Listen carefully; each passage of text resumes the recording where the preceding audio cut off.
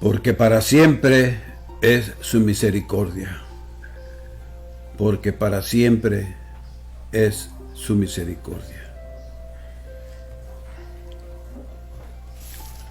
Los salmos que con más o menos probabilidad se pueden asignar a este periodo de la vida de David se caracterizan por una creciente tristeza y depresión. Entre ellos podemos considerar los salmos 10, 13, 17, 22, 25 y 64. Y tal vez los salmos 40 y 69. Los del primer grupo tienen muchos rasgos en común. El escenario del desierto, el salmista como un animal silvestre perseguido, la duradera insistencia en que es inocente, la invocación para que Jehová intervenga, la amarga descripción de sus dolores. Tales son los rasgos característicos de estos salmos, pero hay un tono de desesperación. Los saluda de nuevo su hermano y amigo el pastor Carlos Parga. Un ataque de desconfianza es el tema que quiero compartir con ustedes. ¿Por qué estás tan lejos, oh Jehová, y te escondes en el tiempo de la tribulación?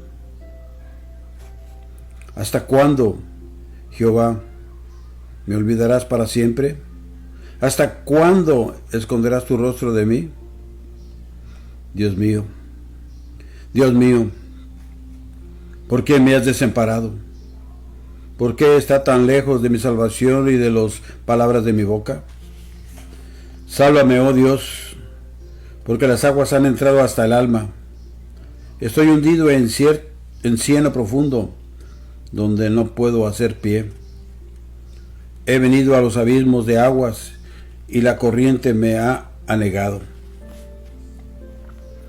Es como si el que estaba sufriendo estuviera al borde de su resistencia. Parecía desesperado el anhelo de producir algún cambio en los sentimientos de Saúl hacia él.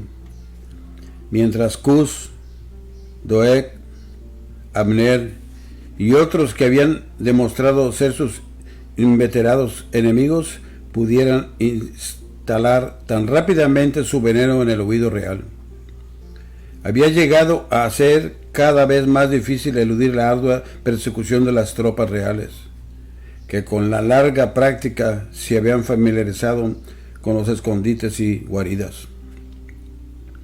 Cada vez se le hacía más problemática la necesidad de conseguir provisiones para el gran número de seguidores que habían engrosado sus filas. Todos los días tenía que proveer sustento para 600 hombres, claro, sin contar las mujeres y los niños. Y la presencia de estas almas más tiernas hacía que fuera peligrosamente difícil mantener una perpetua condición de migración y huida. Él tenía ya 2 esposas, y según lo que se dice en las incursiones que hacían en Siclac, poco después debiéramos juzgar que la mayor parte de los proscritos que formaban la banda de David se componía de aquellos que tenían esposas, hijos, hijas y propiedades. Cuando su fe estaba aún lozana, estas consideraciones no hubieran podido hacer mucho para conmover la constancia de su alma tan probada.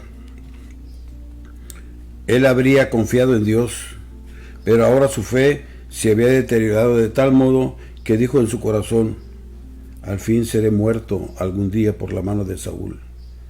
Nada, por tanto, me será mejor que fugarme a la tierra de los filisteos, para que Saúl no se ocupe de mí y no me ande buscando más por todo el territorio de Israel, y así escaparé de su mano. Examinemos esta repentina resolución. Fue sugerencia de una sagacidad mundana. Dijo luego David en su corazón. En otras ocasiones, como hemos observado más de una vez, había tenido la costumbre de llamar al sacerdote para que le acercara el efod, o de consultar con Dios por medio de Gad. el profeta.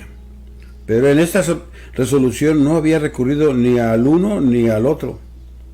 No diga usted en su corazón lo que hará o no hará, sino espere en Dios hasta que Él abra su propio camino. Mientras ese camino esté oculto, está claro que no hay ninguna necesidad de acción y que Él considera que es responsable de todos los resultados que haya por mantenerlo a usted donde está. Segundo, no le rindió honor alguno a Dios. ¿No había jurado Dios que haría rey a David? Y que echaría a sus enemigos de delante de él como una onda y que le daría una casa segura.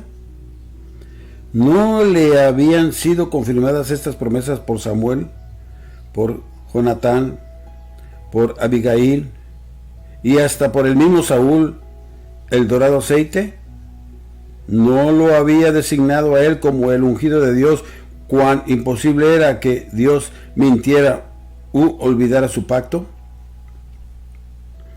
También fue indigno que David dijera, en efecto, algo así como: estoy comenzando a temer que Dios se ha comprometido a hacer más de lo que puede llevar a cabo.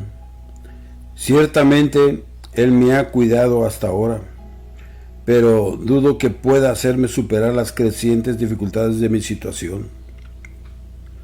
Tarde o temprano, Saúl llevará a cabo sus designios contra mí. Es un error intentar lo imposible. He esperado hasta cansarme. Es tiempo de usar mi propia sagacidad y desenredarme mientras puedo de las redes que me han tenido en el camino. Fue una decisión sumamente grave. La tierra de los filisteos estaba llena de templos dedicados a los ídolos y de sacerdotes idólatras.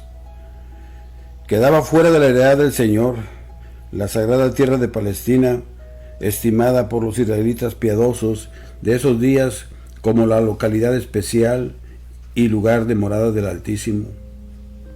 Estar desterrado de esas sagradas fronteras parecía como entrar en una tierra desierta y desolada, de separación y abandono de Dios. ¿Qué comunión podría buscar David con el divino espíritu que había escogido a Israel como su pueblo y a Jacob como su heredad? ¿Cómo podría él cantar los cánticos del Señor en una tierra extraña? Fue el inicio en una carrera que demandaba la práctica duradera del engaño. David fue recibido en Gad con los brazos abiertos. Antes, cuando él había buscado refugio en la corte de Aquís, solo tenía un puñado de compañeros. Ahora era capitán de una banda formidable de guerreros, que fácilmente podrían inclinar la balanza de la fuerza en la larga lucha entre Israel y los filisteos. Y dice la palabra: y moró David con Aquís en Gad, él y sus hombres, cada uno con su familia. Esta proximidad al palacio real y a la corte, sin embargo, llegó a ser extremadamente molesta para los hebreos. Sus movimientos eran siempre vigilados y les era difícil preservar su autonomía e independencia. Finalmente David pidió, por tanto, que se le asignara uno de los pueblos más pequeños, y para gran consuelo de él, se le concedió establecerse en Siclac, pueblo rural del sur que originalmente se le asignó a Judá, y luego fue transferido a Simeón, y posteriormente fue capturado por los filisteos, pero estos no lo ocuparon. La sensación de seguridad y alivio para estos hombres perseguidos tuvo que haber sido muy grande al encontrarse dentro de las escasas fortificaciones del pueblecito. Durante 16 meses tuvieron cierta medida de reposo y seguridad. Y dice la palabra: y vino a Saúl la nueva de que David había huido a Gad, y no lo buscó más. Pero la mente de David estaba constantemente en actividad, haciendo un tejido de duplicidad y crueldad. Por supuesto, tenía que proveer sostenimiento para él mismo y para sus seguidores.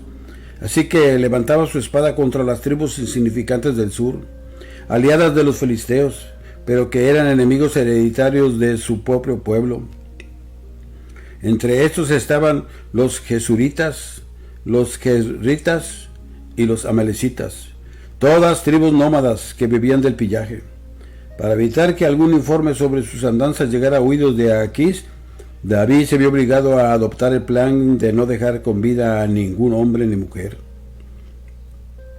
Y cuando Aquís, en virtud de su señorío feudal, le pedía alguna explicación de sus expediciones, David evasivamente le decía que había estado incursionando contra el sur de Judá, o contra tribus de las cuales se sabía que se hallaban bajo la protección de Israel. Y dice la Escritura, y Aquís creía a David, y decía, él se ha hecho abominable a su pueblo de Israel, y será siempre mi siervo. La conducta de David en este tiempo fue absolutamente indigna de su alto carácter como siervo ungido de Dios. Ese fue también un tiempo estéril en su experiencia religiosa. No se asigna ninguno de los salmos a este periodo. El dulce cantor estaba totalmente mudo. ¿De qué manera tan precisa se corresponden estos síntomas de decadencia y recaída de la antigüedad con los que observamos en nosotros mismos y en otros? Cuando descendemos a las tierras bajas de la ventaja y de los planes mundanos, cae una plaga sobre el paisaje del alma, un silencio sobre el canto del corazón. Comprendemos que hemos pagado un precio demasiado alto por la liberación de la presión de circunstancias adversas. A través de la época de decadencia y recaída, la bondadosa misericordia de Dios aleteó tiernamente sobre la vida de David. Esto queda ilustrado por este periodo de la historia de David. Hubo un enfoque especial de la benignidad y la bondad divinas para apartarlo de su propósito y evitar que su alma cayera en el abismo. Trazaremos ahora las etapas sucesivas del amoroso proceso de la restauración divina. 1. Inclinando a hombres fuertes y nobles para que se identificaran con la causa de David.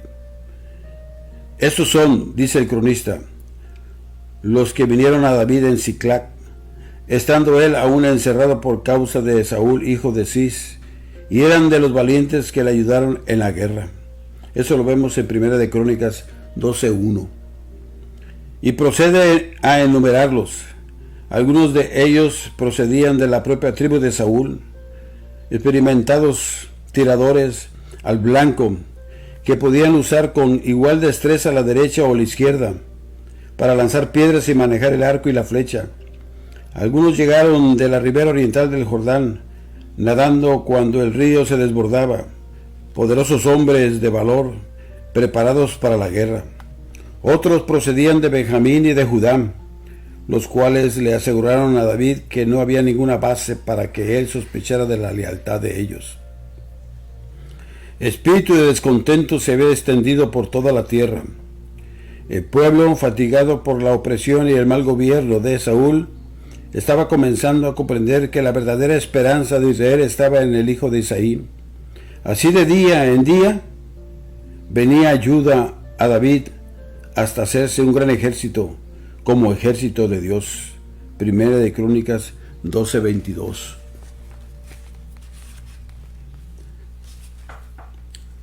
2. Rescatando a su siervo de la falsa posición en que había caído. Los filisteos de repente decidieron adelantar un plan audaz. Estaban enterados de la desintegración que lentamente dividía el reino de Saúl, y habían notado con secreta satisfacción que un número creciente de hombres poderosos estaban abandonándolo para buscar identificación con David. Presumían por esto que se estaban identificando con ellos. No contentos con las hostilidades fronterizas que los habían mantenido en lucha durante tanto tiempo, decidieron asestar un golpe en el mismo corazón de la tierra, el fértil llano de Esdraelón, lugar destinado a ser uno de los más grandes campos de batalla del mundo. Este campo fue empapado con la sangre de grandes adilides, como Sísara, Saúl y Joás, y de numerosos ejércitos como los de los filisteos, los hebreos, los egipcios, los asirios, los romanos, los macabeos, los sarracenos y muchos otros. los filisteos juntaron todas sus fuerzas en Afec, e Israel acampó junto a la fuente que está en Jezreel. Cuando se estaba planificando esta campaña, el cándido rey filisteo le aseguró a David que él lo acompañaría. Esto tal vez lo dijo como una indicación especial de confianza. Él no había visto ninguna falta en su protegido desde el momento de su entrada en la corte. Por tanto, no vaciló en convocarlo a marchar junto a él, ni siquiera en darle el nombramiento como capitán de su escolta personal. Por tanto, yo te constituiré guarda de mi persona durante toda mi vida, dice la Escritura. Fue alivio para la naturaleza benévola del rey el apartarse de sus imperiosos señores hacia esta alma generosa y de corazón franco, y encomendarse a su fuerte cuidado. Sin embargo, aquella fue una coyuntura muy crítica para David. No tenía otra alternativa que seguir a su señor hacia la batalla, pero tuvo que haberlo hecho con un corazón deprimido.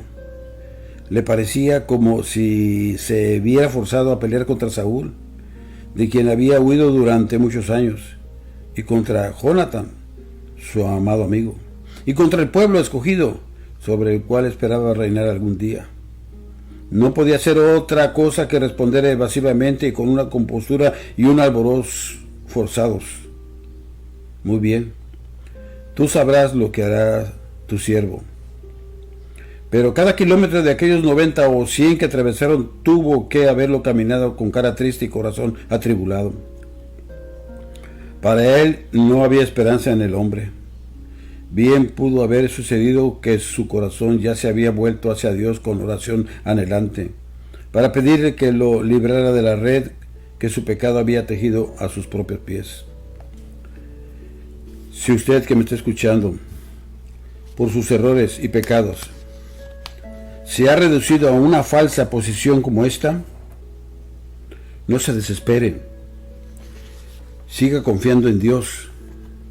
Confiese el pecado y apártese de él, y humíllese delante del Señor, y Él se levantará para librarlo. De repente se abrió una inesperada puerta de esperanza en el valle de Acor.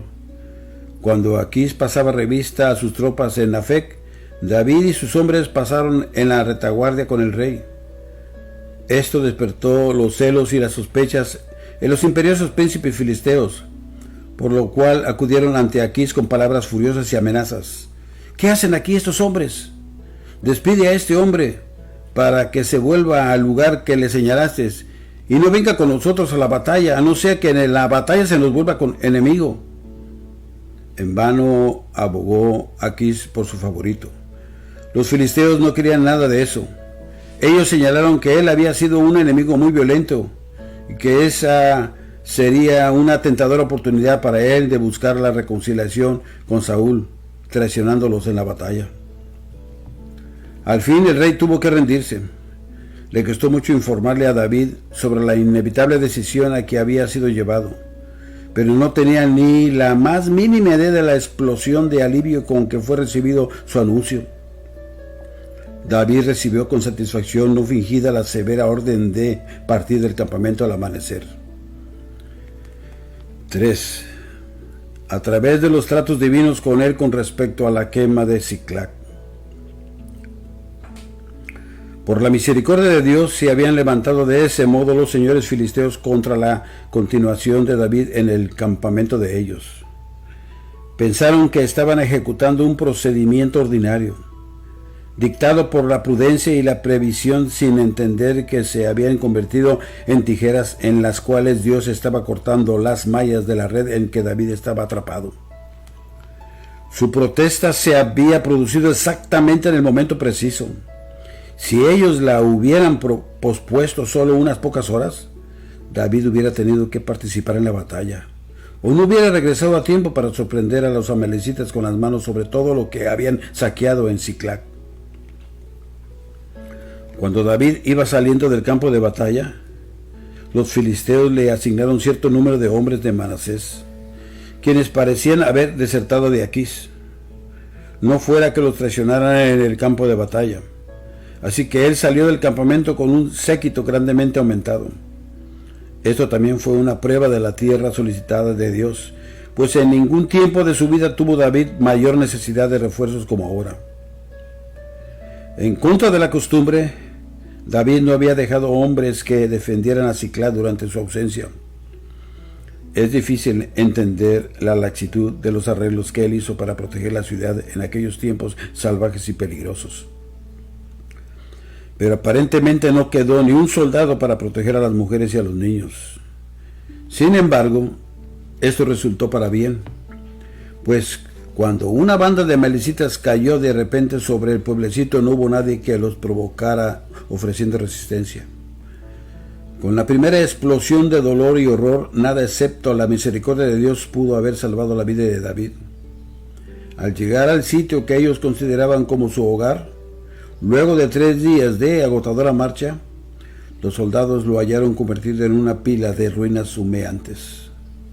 Y en vez de la bienvenida de las esposas y de los hijos, reinaban supremo el silencio y la desolación. Los que algún tiempo antes habían clamado, paz, paz a ti, hijo de Isaí, tu Dios te ayuda. Ahora hablaban de apedrearlo. La lealtad y la devoción que nunca antes había dejado de recibir de sus seguidores, de repente se cambiaron en hiel y vinagre. Pero este fue el momento en que él se volvió a Dios. En esa horrible hora, con las ascuas chamuscadas que humeaban a sus pies, cuando sentía la fría mano de la ansiedad en su corazón con respecto al destino de sus esposas, de repente saltó hacia atrás, hacia su antiguo lugar de reposo, el rezago de Dios. Desde este momento David vuelve a ser el de antes, fuerte, alegre y noble. Por primera vez, luego de varios meses de desuso, le pide a Abiatar que le acerque el efod y consulta con el Señor. Con maravilloso vigor se levanta a perseguir a la tropa de merodeadores y los alcanza, y dirigió a sus hombres en la obra de rescate y venganza con tan irresistible impetuosidad que solo 400 jóvenes lograron montar en camellos y escapar. Y cuando sus ávaros seguidores propusieron no dar participación del botín a aquellos cuyo temor los había hecho quedarse en el torrente de Besor, él se atrevió a enfrentarse solo contra todos ellos, e insistió en que no debería ser así, sino que la parte del que fue a la batalla y la parte del que se quedó con el bagaje deberían ser iguales. Así que el que tuvo poder delante de Dios, tuvo poder también sobre los hombres. Y cuando, poco después, un jadeante mensajero irrumpió en la presencia de David con las noticias de la fatal derrota de Gilboa, aunque eso significaba el cumplimiento de las esperanzas de tanto tiempo, fue capaz de comportarse con humildad y manifestar una tristeza no afectada, expresar su lamento por medio de la oda fúnebre más exquisita que existe, y dar a la melecita su merecido.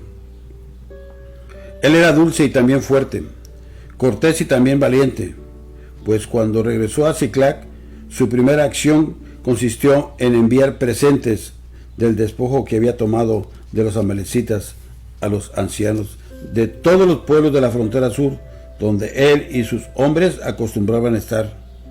De ese modo reconoció que se sentía endeudado con ellos, y hasta donde le fuera posible les pagaba la deuda. Así que la luz del favor de Dios vino a reposar de nuevo sobre su alma.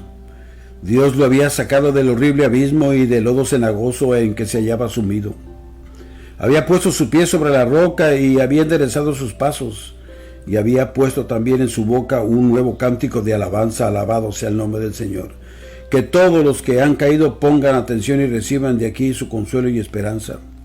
Y demos gracias al Señor que un día el Señor nos sacó del lodo cenagoso, que un día el Señor tuvo misericordia de nosotros y nosotros no cerramos nuestro corazón para que Él entrara, porque Él dice en su palabra: he aquí, yo estoy a la puerta y toco, aquel que abre la puerta, yo entraré con él y cenaré con él. El Señor es educado, Él pide todavía permiso para entrar, y nosotros le hemos dado ese permiso, y ahora mora en nosotros, y ahora Él es nuestro Señor de señores, nuestro Rey de reyes, El Dios Todopoderoso, aquel que protegió a David, nos seguirá protegiendo, porque Él es bueno y su misericordia es para siempre.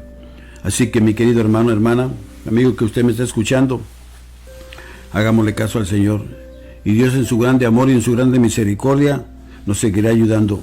Él nos sacó, recuerde, del lodo cenagoso. Y puso nuestros pies ¿en quién? ¿En una religión? No. ¿En una denominación? No. ¿En una secta? No. Puso nuestros pies en la roca que es Cristo Jesús, Señor nuestro. No en un hombre, no en una mujer, no en un concilio, no en una denominación, sino en la roca que es Cristo Jesús, Señor nuestro. El Shaddai, el Adonai, el Dios Todopoderoso.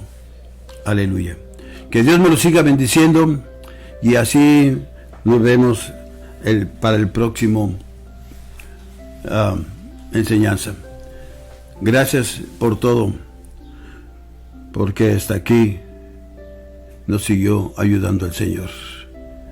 Gracias por su atención y espero de todo corazón que este mensaje haya sido de bendición a su vida.